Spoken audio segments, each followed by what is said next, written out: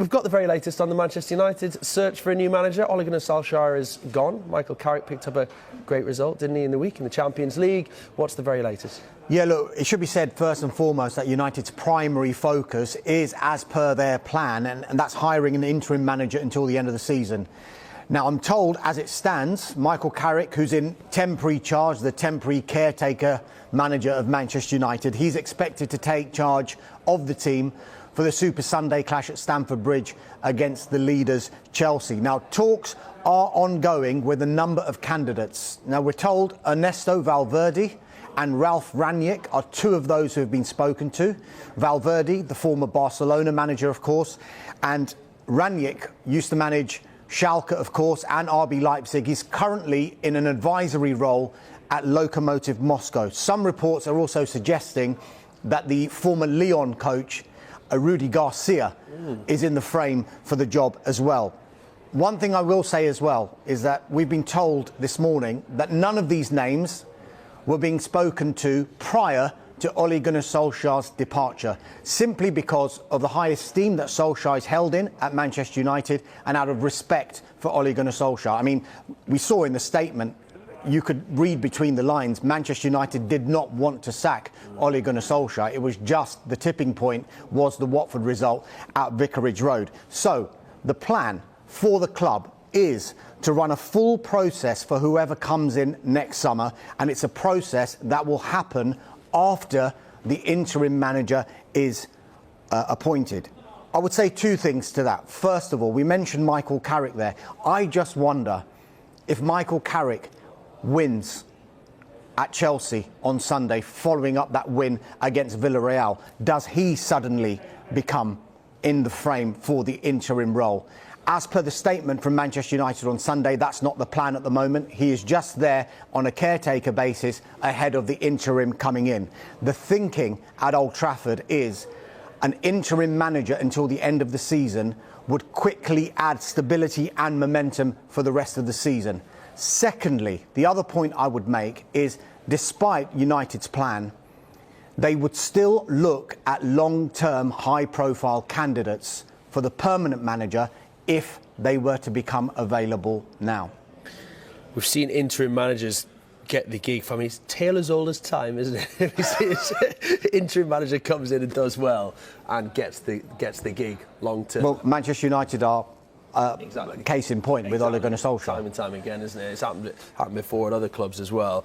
So it'll be fascinating to see whether it's Carrick or someone else. It's certainly, you would think, whoever gets it to the end of the season is in the box seat for this search for the permanent successor in the summer. But we're told, aren't we, that Mauricio Pochettino would be a high target, if not the number one target for the club if they could get him. Any chance they could get him now? And if not, is it going to be a case of that's who they're waiting for in the summer? Look, Mauricio Pochettino, we're told, is Manchester United's number one target for the long-term successor to Ole Gunnar Solskjaer.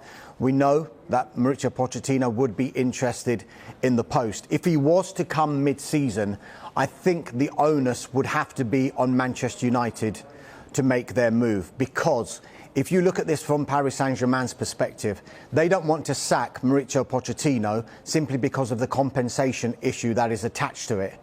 You'll remember a year ago, they sacked Thomas Tuchel and they ended up having to pay over £5 million to Thomas Tuchel and his backroom staff.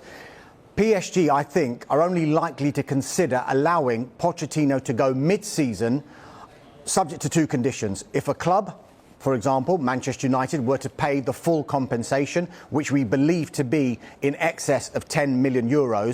And number two, if they have a replacement in situ who could come in straight away to replace Pochettino. As for Pochettino himself, unsurprisingly, he's being asked the question about his future at Paris Saint-Germain, about his potential future at Manchester United, and he was asked those questions both before the Manchester City game and after Paris Saint-Germain lost to Manchester City last night, and this is what Pochettino has been saying this week. Rumours are there, and we need to live with that. My respect to my club, to Paris Saint-Germain, my respect to another club. what another club are doing in that moment is not my business. I'm not going to make the mistake to talk. I am so happy in Paris Saint-Germain. I am focused and to try to give my best. I was a player in Paris Saint-Germain. I love the club. I love the fans. It's a fantastic time to be on the club. My contract is 2023. You know, I am really happy in Paris Saint-Germain. That is a fact. The player know very well our situation. We are living in a business that rumors are there. I think that is not a thing to talk about the rumors. Interesting stuff publicly from Mauricio Pochettino. Privately, we're told that relations between Pochettino and the technical director Leonardo and Pochettino and officials at Paris Saint-Germain are very strained, are the words that have been described to me.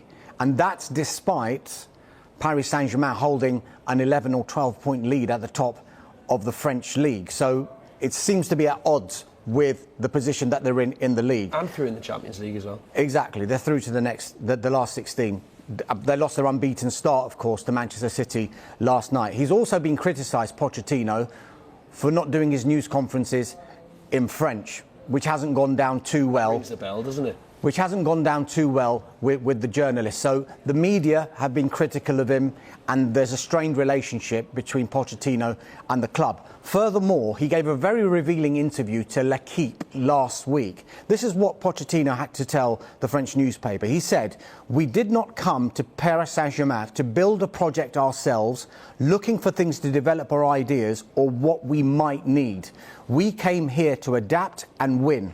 That's very different. When PSG come for you, it is so that you adapt to the existing structure with the players recruited." Now that seems at odds to how Mauricio Pochettino would want to work. If you remember when Tottenham were at their pomp, they were described, that is Mauricio Pochettino's team. That hasn't been described in the same way when Paris Saint-Germain played. There's often criticism of the way they play and also the front three, as good as they are and as good as they can change a game in the matter of seconds. Are they working as much as Mauricio Pochettino would want all 11 players in his team to work? Another source has told my colleague Paul Gilmore earlier on this week, this is quite significant, is they don't expect Pochettino to be the PSG manager for long.